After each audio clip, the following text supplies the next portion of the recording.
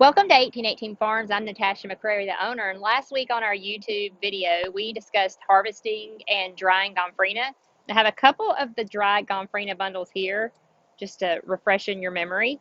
And I promised y'all last week we'd take you into our drying room. Now, this is a working farm, so it's not perfect, but I want to just have y'all step inside.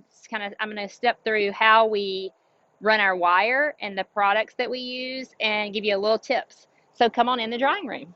So this room also is a kitchen. The one thing that's great about this room, and this is what I encourage you to do, is when you dry flowers, you need to make sure the room has minimal light. And if you kind of pan around a little bit, you can see this is really, there's no light at all in here. We had to open both the double doors for you guys to see. No light, a lot of heat. This room isn't air conditioned, so what we do is we run a box fan in the back. And this helps keep the moisture, helps with the moisture. We're in zone 7A, super hot here. So very common from June until now, about 85 to up to 100 degrees. So we're kind of building our own temperature. You need a lot of heat to dry. And then also for us with the humidity, we run an old trusty dehumidifier. So those are kind of the things you've got to have. You've got to have the dehumidifier combined with the box fan for the air circulation. Also, there's some things that we dry, and I'll kind of peep it open for you guys. When we're doing flower confetti, we like to do the flower confetti in just an old school dehumidifier. This is zinnia petals here. Trying to see, I forgot what all I put in here. Some more zinnia petals here. But also we're drying some Lisianthus for a special project we'll be talking about in a few weeks. And they just dry a lot quicker, and also it helps heat the room up a little bit. It's a little bit cooler here. Typically we're in the 90s and we're around 75 to 78 degrees today, so we need that heat going. So I'm going to have you pan up. We probably have about 20,000 different stems in this room. And we talked about this last week in groups of 30s usually, unless it's the larger celosia heads. And of course that we just kind of fit those in. But what I want you to see really is your drying room is only as good as the mechanics you're using. And this is kind of what we use here. And we'll kind of pan in for that also. So you're going to have these metal anchor hooks. And this is going to be in one end of the wall. And then you're going to have these turnbuckle. Okay, this is going to give you the size here because I'm afraid you'll probably message me later on YouTube and I won't remember with the turnbuckles. And these are, all this can just be purchased online or at Home Depot or Lowe's. And then we have I think it's a 16th inch metal wire cable. This is so important. Some people will tend to try and use like a belling twine or something, and we have a big roll of belling twine on the bottom down here, or jute. This is just much sturdier. And the last thing you want is to hang your beautiful bundles up there and come in and untwine, or you're not getting the tautness that you want. So I encourage you to really invest money, because no, you're really not going to have to replace it.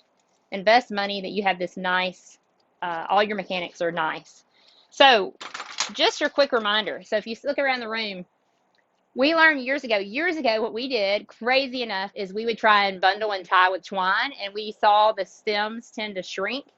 And that's really not great because you're going to have things drop and then the heads break. And you're going to be so sad if you come out and all your flowers have fallen. So what we do is we always use rubber bands.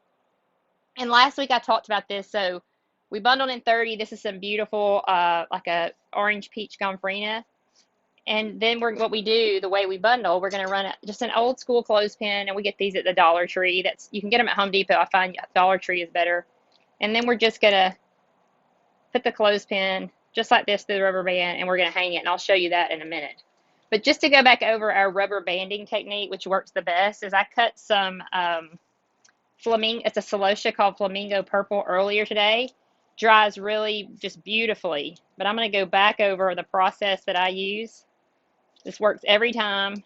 I'm going to go up one stem, rubber band around, and then come back over another stem. Super simple. And then when you turn it, we're going to get a clothespin here. It's going to be taut enough that it's not going to fall, but you can just slip that pin right under there. So you're still going to have that tightness that you need. So I'm going to kind of go up. We're so full in the drying room, but I wanted you guys to actually see me hang one. So I've got our trusty little ladder out. We're pushing things together. A lot of our things are going to be sold in straight bunches. We have some things that we dry in bundles, but then we'll take the straight bunches and make different bundles. So you can kind of see the difference already. This was something we hung a few days ago. You can see it's already drying, and we're going to just flip it this way, and it just hangs right on this wire. So like I said, we're so full in this drying room.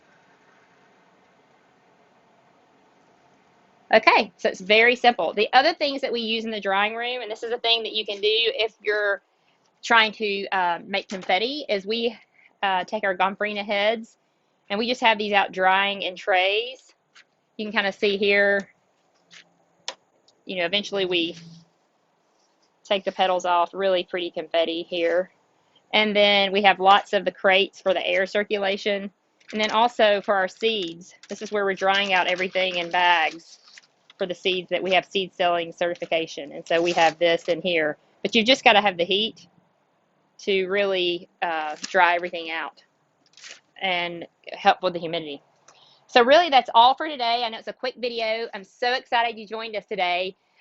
Be sure and subscribe to the channel if you're not already a subscriber. And each week we try and show you some different things around the farm. We're a little bit heavier on flowers right now because the season is just a few more weeks. But we'll be taking you around the farm each week, probably in the season as the season progresses.